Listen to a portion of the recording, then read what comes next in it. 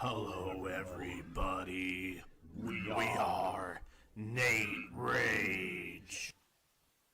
And welcome to a new episode of Nostalgia Rewind.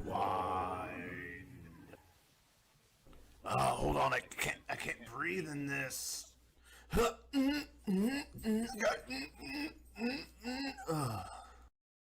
Let's talk about Spider-Man the animated series in the 90s. One of my favorite shows I grew up on, and probably one of yours. Let's go!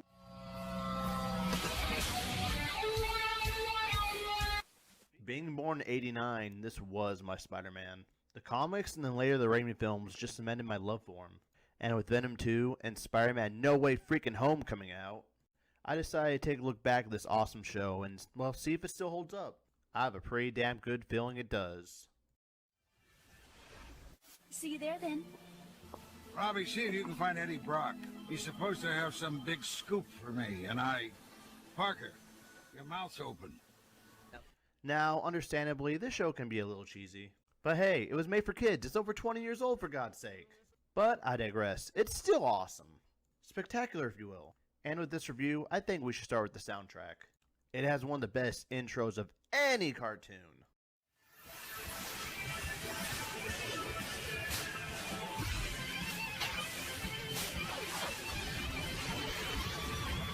Speaking of which, it's a surprise fact time!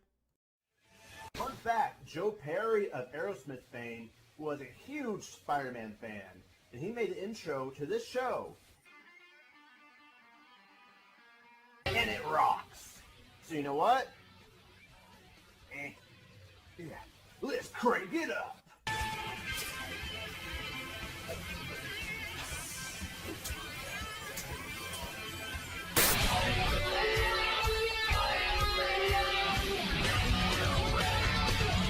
So many great memories of this show. I was so obsessed with it, I even had the toys. It's lonely at the top. The wizard! He always has a tale to tell. Well, if it isn't Venom, a dentist's worst nightmare. The cereal? Good, honey. Spider-Man. Whoa. Spider-Man cereal. Cool. New Spider-Man cereal. It's the action-packed part of your balanced breakfast. Sweet, crunchy webs crawling with marshmallows like Hot Goblin's Pumpkin Bomb and the Kingpin. Hell, I am Nate the Raviolis. Something new is shaking from Chef Boyardee, and kids everywhere are getting into it. New Spider-Man pasta. Whoa! Come on, let's show Mysterio the ropes, kids. Hello! Looks like he'll be hanging around for a while. Totally webbed out Spider-Man shape smothered in secret sauce. New Spider-Man pasta from Chef Boyardee. So hot, it's practically radioactive. Alright, you waited long enough. Let's review this amazing show. Let's start with the animation. To me, it holds up pretty well, although sometimes you could tell when they skip the budget here and there. Like with the web swinging, and they reuse shots, well, quite a bit. But the action, they put a lot of special care into that. With the technology they had at the time, they did pretty damn good. And it's well choreographed too. As for the animation and detail of the characters, it's pretty flawless and accurate. Except for the fact, every damn dude in the show, especially Brock, seems to be on roids.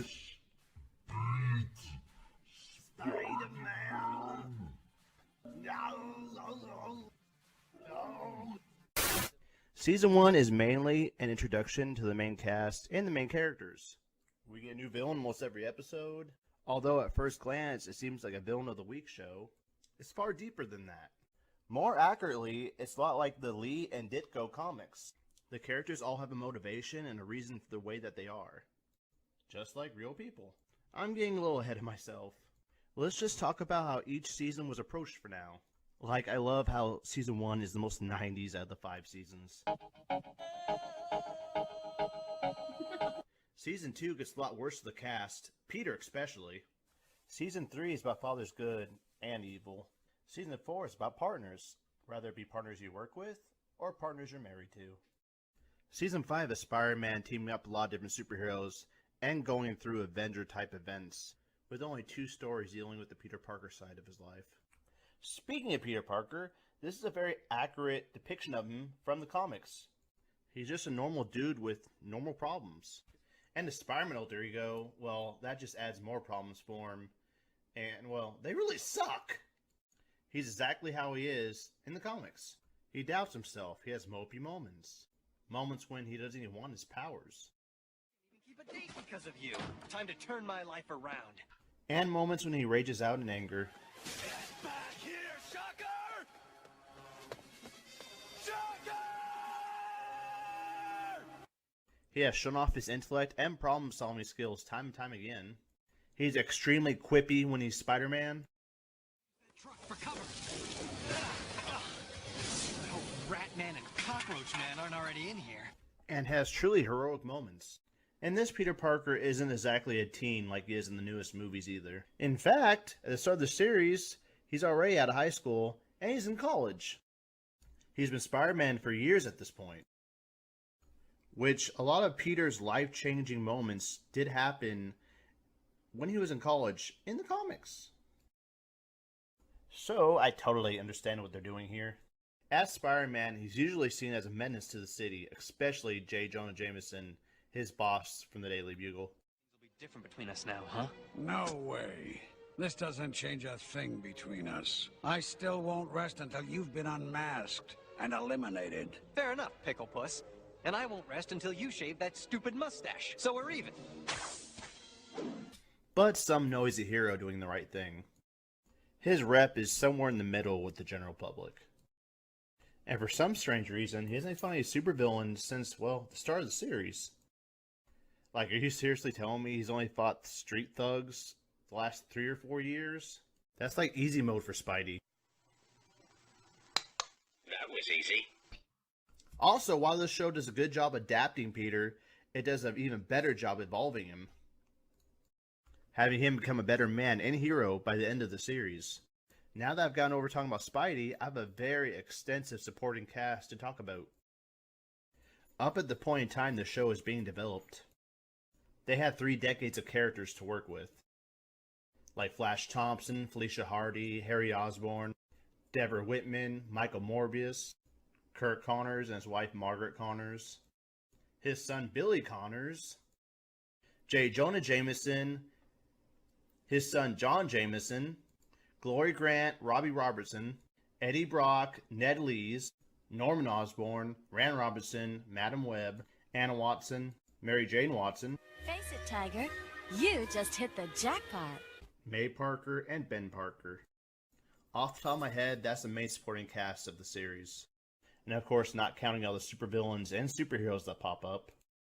This show really took advantage of the supporting cast, and utilized every character except for a select few. Like his first true love, Gwen Stacy, her father, George Stacy, his ex Betty Grant, and Jean DeWolf. George Stacy and Jean DeWolf were probably replaced by Lieutenant Terry Lee, who was a character created for this very show. She's an all-original character, and a decently developed one, too.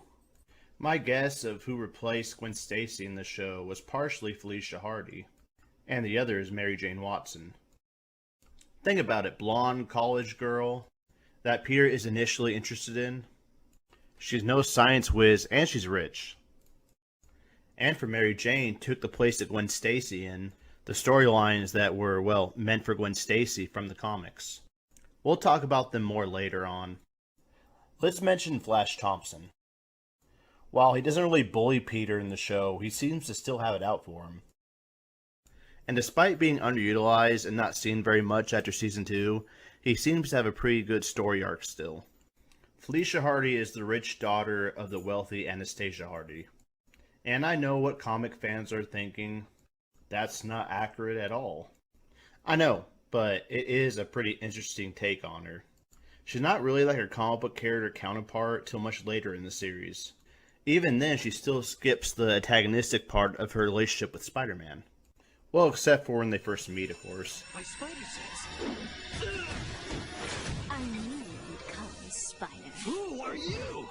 Just a stray black cat. And later on, like in the comics, she even tries to be his partner. You've done something special. Can't you feel it? Oh, yeah. I don't, but maybe I can help you get through this. I ship them. Harry Osborn, his best buddy, is a lot like the comic version, not really seeing Peter as a good friend until they become roommates. He's actually a party boy that starts out as friends with Flash. Unlike the comic version, though, he doesn't experiment or use drugs of any kind. Except for the Goblin formula, of course. And he is just as tortured, pained, and sad as the comic version. The Connors are a very valuable ally to Spider-Man, and vice versa. Except when he turns into the Lizard, of course. Strange. So strange. A week ago, this creature was a scientist. My teacher. My friend. He cared for people and wanted to help them just as I do. And now look at the both of us, fighting each other, fighting for our lives. Needless to say, Kirk has a big role in the series, especially the second season. Now, J. Jonah, he's pretty much the exact copy of his comic book counterpart, with some changes here and there, of course. He wants to unmask Spidey because he thinks Spidey might be a menace to the city, which is a little different than his comic motivation, but still pretty good motivation. He was an investigative journalist himself back in the day. Although he does not like to admit it, he does like Peter and Robbie a lot. So much so, in fact, he's willing to vouch for them. He doesn't like to show it, but the dude's got a lot of heart.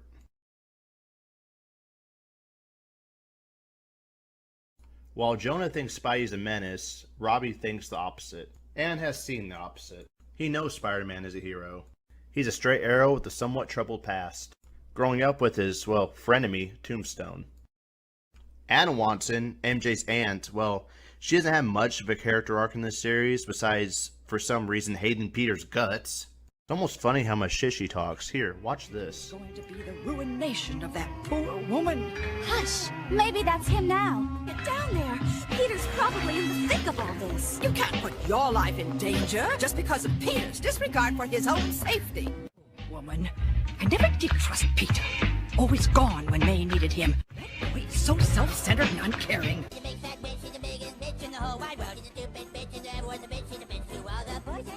Seriously though, what the shit did he do to deserve that? Aunt May, on the other hand, is Peter's motherly figure. She's shown time and time again how much she loves and cares about Peter with her selfless acts and sacrifices. Unfortunately though, she's also very scared of Spider-Man and thinks he's a criminal. I'm the hero, remember? She's also the one that set up a blind date between Peter and MJ. Mary Jane Watson is interested in Peter since the very beginning, pretty much love at first sight. And she doesn't necessarily act like the carefree party girl like she is in the comics, but she does retain some of those elements, along with wanting to be a model and an actress. Her backstory is pretty much the same, with having a estranged relationship with her abusive father. Also in this version, Hydra Man is a very creepy and possessive ex-boyfriend that she had back in high school. It's not in the comics, but I'm okay with some changes, as long as it's a good idea that I can get behind. Now let's talk about the writing of the show. Like a lot of shows back in the 90s, they were trying to go with a somewhat mature tone sometimes. Or as head writer John Sepper Jr. called it, the half-hour drama. Quite a bit can actually happen in just one episode with a handful of characters being introduced in a single episode. A villain with a good motivation, action, drama, and character development, and laughs, all being juggled into a half-hour show. They really did do a good job balancing out each episode. And if it was a multi-part arc, they always get you with those unforgettable cliffhangers. It always stressed me out a little bit as a kid, as I always want to know what would happen next. They had me hooked. The cliffhanger that hit me the hardest was the stuff of nightmares.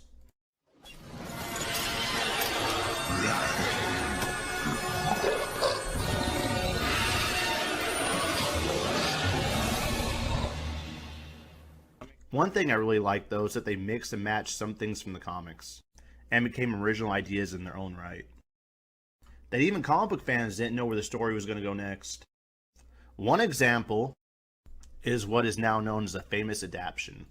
Stan the Man Lee and Avi Arad rewrote the origin of how Spider-Man got in contact with the Black Suit symbiote. In the comics, Spidey got in contact with the symbiote in Secret Wars, but they were going to go that cosmic early on. I don't know how those two came up with the idea, but they rewrote it. how it came to Earth and being discovered by John Jameson. But the rest of the story pretty much remains the same. What a nightmare! For a second I thought I was going out of my mind? It's such a good and thought out change that most future adaptations, including some of the movies, use this for how Peter found the suit. The Spider-Man 3 movie from Sam Raimi and the show Spectacular Spider-Man are very good examples. It also paved the way for one of Spidey's coolest villains, and later on anti-hero, your favorite and mine, Venom! Spider-Man, enjoy your fame while it lasts. Give me a hell yeah! The 90s cartoon is probably the most quotable of anything Spider-Man, whether it be comics, cartoons, or movies. I really like the show's writing and what it was going for. Sometimes the writing though can be a little bit cheesy, but the best kind of cheese. My favorite's Gouda. Monterey Jack. Love going smoked Gouda. Love me some fresh truffle based Swiss. Love going 7-herb probiotic provolone. Who doesn't love ripping Baby Bell?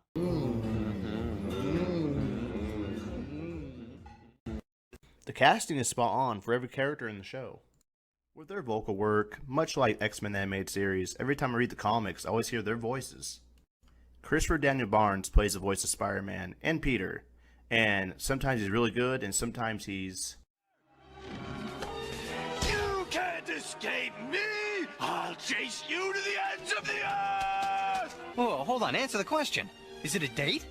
All right. You can call it a date if you want. Great, I'll be there. I go to sleep for one lousy day and I wake up in the Twilight Zone. Another cool fact, Stanley's wife, Joan Lee, plays Madam Web, and she's a perfect casting. I would think she would have been a really good live-action Madam Web, sadly, if she lived long enough. This role is just better suited for her than the role they gave her for the 90s Fantastic Four cartoon. She fits the character of Madam Web like a glove.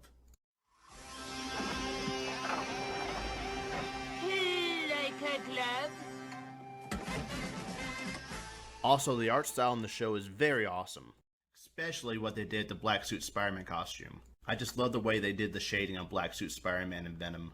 It's just a really neat visual. This was also one of the first Marvel shows to use CGI, but luckily not the character models, just the buildings and some other things. It's honestly not too distracting and it blends well into the series. Another really cool aspect is the spider sense. The colors blare when it happens. I do wonder though sometimes, what is that background when the spider sense happens? My spider sense. I don't know, maybe it's his fears he has that lies back inside of his mind. While there are a lot of villains with great backstories and sometimes good motivation, my favorites are Kingpin, Green Goblin, Hobgoblin, Dr. Octopus, and Venom. The Kingpin is the most developed, and is the villain that has committed the most crimes in the series to get where he is, even if it means a number of people had to be the fall guy for him to climb higher.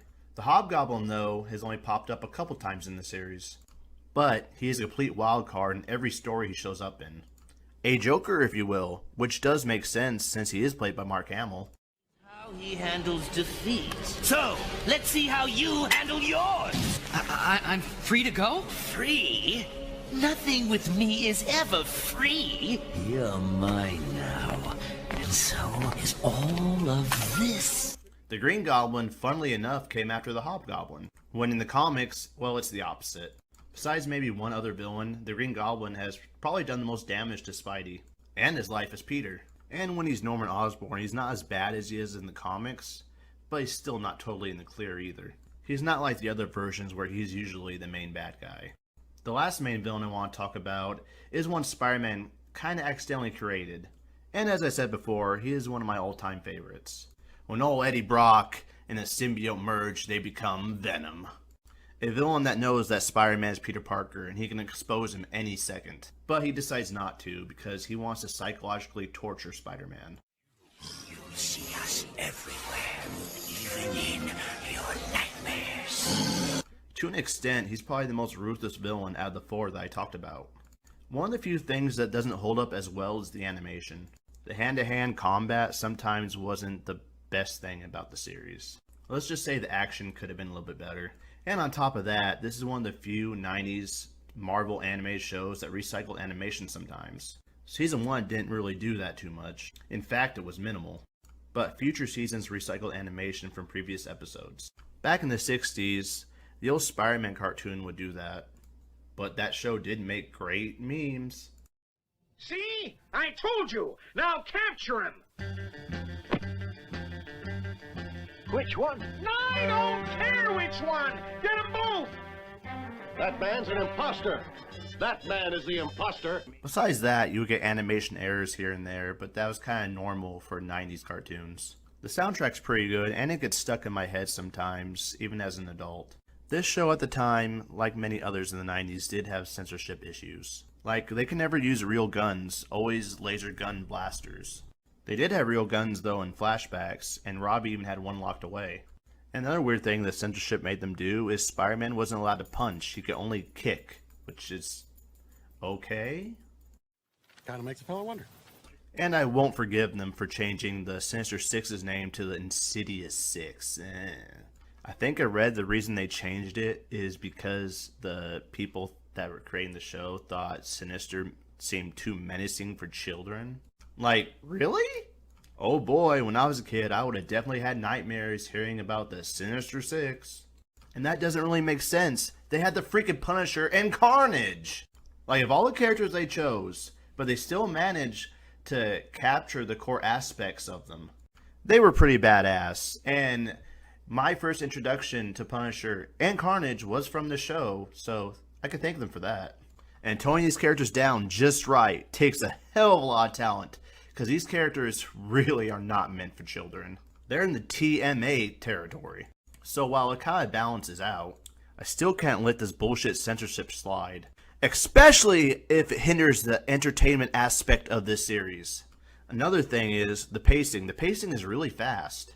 It doesn't let up for most episodes. It keeps moving without slowing down, and when I was a kid, I had a hard time digesting what was going on. Not saying that's always a bad thing though, but it was kind of hard to keep up with sometimes with everything going so fast. This one though isn't really on the writers, it's more on the directors of the episodes.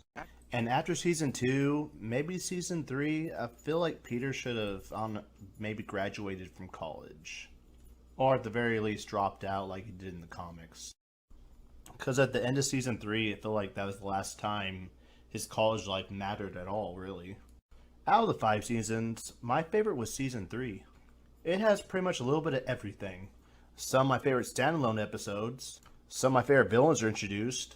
It has my absolute favorite season finale out of the 5, and some of my favorite crossover episodes. Ready for some father-son quality time? Between the two of us, there won't be enough left of Spider-Man to fit in a matchbox, but we'll try, won't we?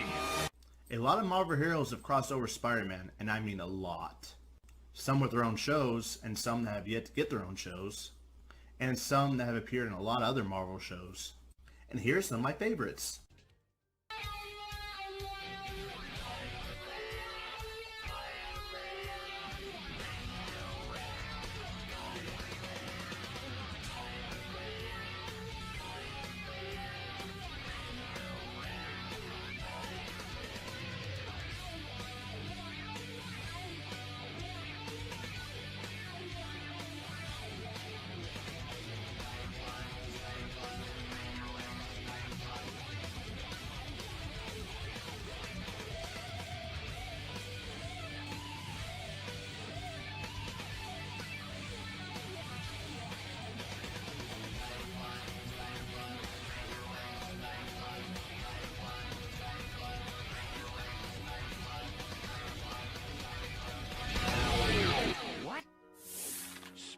Spider-Man?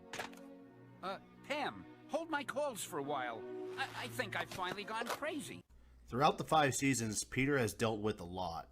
And to know the show ends before his journey's all completed, well, it really sucks. Although he didn't complete his journey, he did complete his character arc somewhat. The last piece of Peter Parker's character development has always brought a tear to my eye. In fact, makes me even cry a little bit. For once, I like my life. I like myself. And for the first time ever, I wouldn't want to change anything about me. Gee, you're definitely not the same guy I've been writing about all these years. Well, Stan, we all have to grow up sometime, I suppose. even us characters of fiction.